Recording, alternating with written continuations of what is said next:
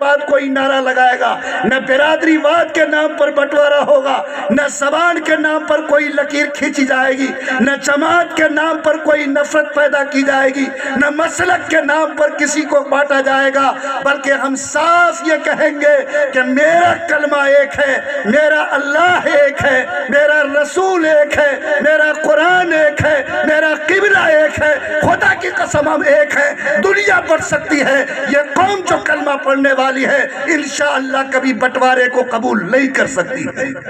بولو کیا ہم لوگ محبت کے ڈور میں بدنے کو تیار ہیں؟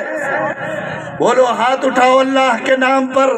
نکال دو اپنے سینے سے نفرت کو، نکال دو اپنے سینے سے کینے کو۔ آج بھائی بھائی سے کینہ، آج بھائی کا بہن سے کینہ، آج پڑوسی کا اپنے پڑوسی سے کینہ، اور وہ کینہ کے آگ میں چل رہا ہے۔ بولتا ہے کہ میں تہجد پڑھتا ہوں، بولتا ہے کہ میں حج کر کے آیا ہوں، بولتا ہے کہ میں چلہ لگایا ہوں، بولتا ہے کہ میں مفتی اور قاضی ہوں۔ چاہے وہ مفتی ہے کہ قاضی ہے، چاہے اس نے 100 چلہ لگایا، 40 حج کیا، دنیا میں کتنی بڑی بڑی عبادت کی، چاہے اس کی پیشانی پر سجدے کے گٹھے پڑے ہوں، چاہے اس نے تہجد میں رو رو کر اپنے آپ کو گھلا لیا ہو، اگر اس کے سینے میں کسی مومن کے لیے رائی کے دانہ کے برابر بھی کینہ ہوگا تو جب تک وہ جہنم کی آگ میں نہیں چلے گا اللہ کی جنت میں داخل ہونے کا حقدار نہیں ہو سکتا ہے۔ اللہ ہم سب کی حفاظت فرمائے، اللہ ہم سب کے سینے کو جلن سے، حسد سے، بغض سے، نفرت سے، کینے سے اللہ پاک کر دے، ایک دوسرے کی محبت کو دل میں گھسا دے، اور آپ یہ کہیں کہ اپنا تو کام ہے کہ جلاتے چلو چراغ،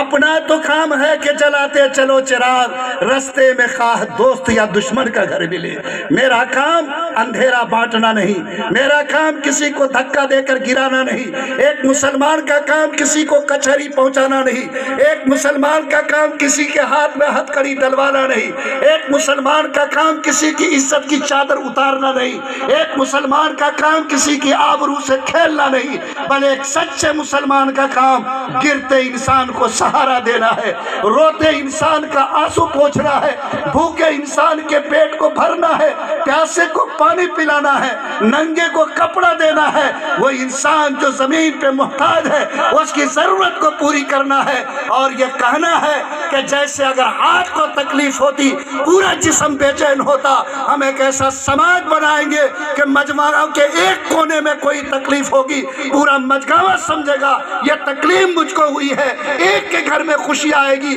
پورا مجمع سمجھے کہ اگر تمہارے پڑوس میں کسی کو غم ہو اور پھر اس کی خبر تم کو ملے نہیں ہے۔ مومن کی شان تو یہ ہے کہ دنیا کے آخری کونے میں فلسطین کی سرزمین پر بھی اگر کسی بھائی کے سینے کو چوٹ لگے اور جو درد اس نے محسوس کیا اگر تم یہاں بیٹھ کر اس درد کو نہیں محسوس کرتے تو تم سب کچھ ہو سکتے ہو، لیکن خدا کی قسم مومن کامل نہیں ہو سکتے۔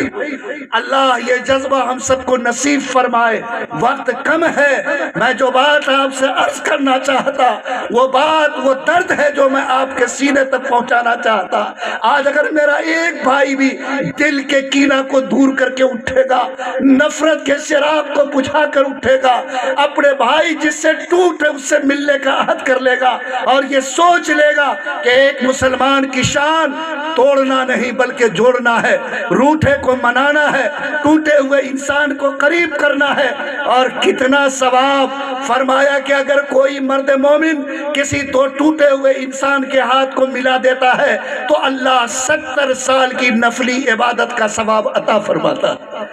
اللہ یہ ثواب ہم کو عطا فرمائے۔ بولیے کیا ہم لوگ تمام طرح کی چھوٹی چھوٹی لکیر کو مٹا کر ایک کلمہ اور ایک اللہ کے نام پر اپنے کو ایک جٹ متحد اور آپس میں ایک امت ایک جماعت بن کر اللہ ہر سینے کو صاف کر دے، اللہ ہر دل پر محبت کی فوار برسا دے، اللہ ہر ٹوٹا ہوا دل اس کے بعد جڑ جائے، اللہ ہر اجڑا ہوا دل اس کے بعد آباد ہو جائے، اللہ اس کی توفیق اس پورے مجمع کو نصیب فرمائے۔ میرے بھائی دوسری چیز جو آپ سے عرض کرنی ہے وہ یہ کہ ایک تو تعداد ہوتی ہے اور دوسری استعداد ہوتی ہے۔ جو لوگ پڑھے لکھے ہیں بات سمجھتے ہوں گے، استعداد کا مطلب انسان کے اندر کوالٹی، صلاحیت ہوتی ہے جس کے ذریعے سے وہ کسی چیز کا مقابلہ کرتا ہے۔ میں نے آپ سے کہا کہ جو قوم یہودی آج فلسطین میں لڑ رہی ہے، تعداد اس کی 1 کروڑ ہے، اور آپ سمجھ رہے ہیں کہ دنیا کی تعداد کتنی ہے، لیکن یہ قوم آج اتنی طاقتور ہے کہ آج دنیا کا ریموٹ اس کے قبضے میں ہے۔ آج کوئی بھی میڈیا کا بندہ آج اس کے اشارے کے بغیر ہل نہیں سکتا، اور کوئی بھی عیسائی لوبی اس کے اشارے کے بغیر کوئی فیصلہ نہیں کر سکتی۔ حالانکہ یہ قوم اجڑی ہوئی قوم تھی، ہٹلر نے کروڑوں کی تعداد میں اس کو زمین پر قتل کیا، اس کو اپنے وطن سے بھگایا۔ یہ لوگ فلسطین میں پناہ گزین کی حیثیت سے آئے، لیکن اس قوم نے سوچا کہ اللہ تعالیٰ کا جو قرآن اترا ہے، اس قرآن میں جو پہلا بندہ اللہ نے زمین پر بھیجا، اس کو بھیجنے سے پہلے اللہ نے ایک کام کیا تھا۔ وہ کام یہ تھا کہ اس کو پیدا کرنے کے بعد اللہ نے فرشتوں سے کہا کہ اس کو سجدہ کرو۔ فرشتوں نے کہا کہ رب کریم، میں تو نور سے پیدا، یا آدم مٹی سے پیدا ہوا، کیا یہ نور مٹی کو سجدہ کرے؟ یہ بات جچتی نہیں ہے۔ اللہ نے کہا کہ فرشتوں،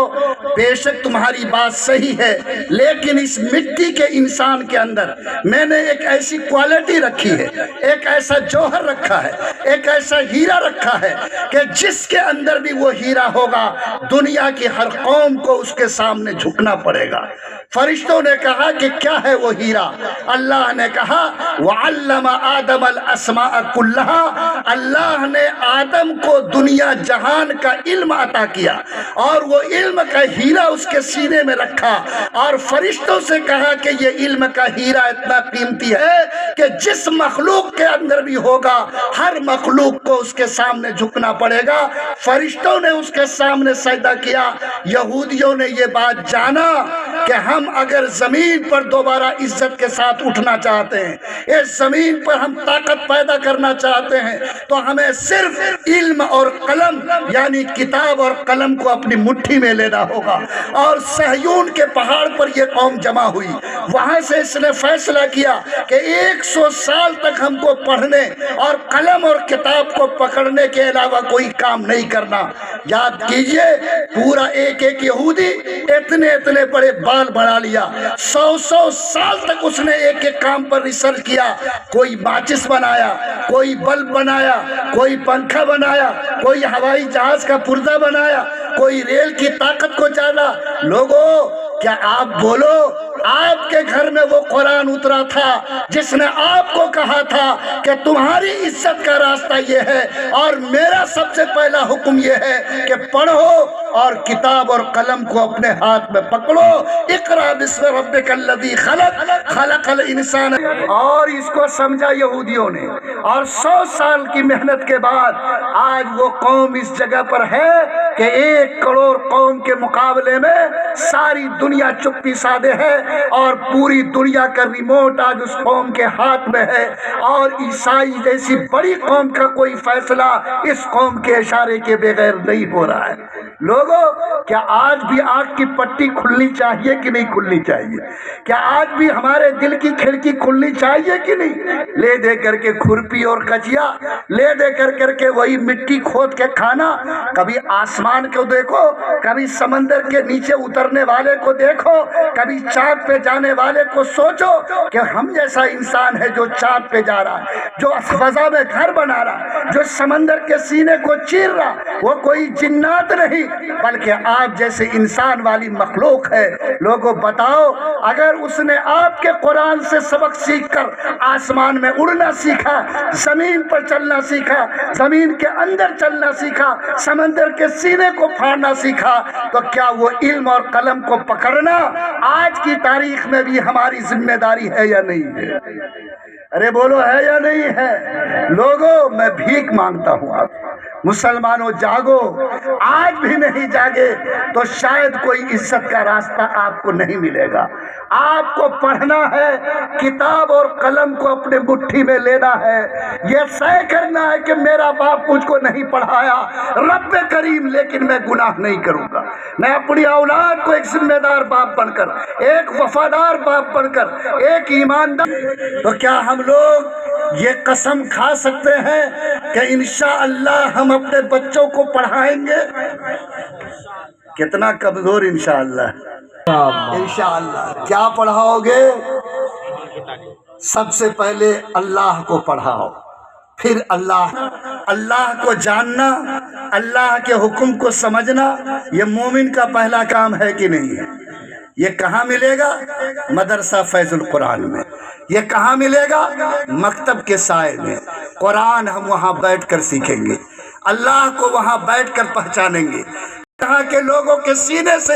ایمان چھین لیں گے اور اس کی نسل کو ہم ارتداد کی ڈگر پہ کھڑا کر دیں گے۔ میں آپ کو یقین دلاتا ہوں، قاسم نانوتوی کی روح آج بھی قبر سے پکار کر کہہ رہی ہے کہ میں نے انار کے درخت کے سینوں سے ایمان کے نور کو نہیں چھین سکتے۔ علامہ اقبال جب گئے تھے اندلس، آپ لوگ جو جانتے ہوں گے اسپین اندلس، جہاں 800 سال مسلمانوں نے حکومت کی، لیکن عیسائیوں کا غلبہ ہوا اور اس نے اتنا ظلم کیا کہ ایک ایک مسلمان کو وہاں سے نکالا۔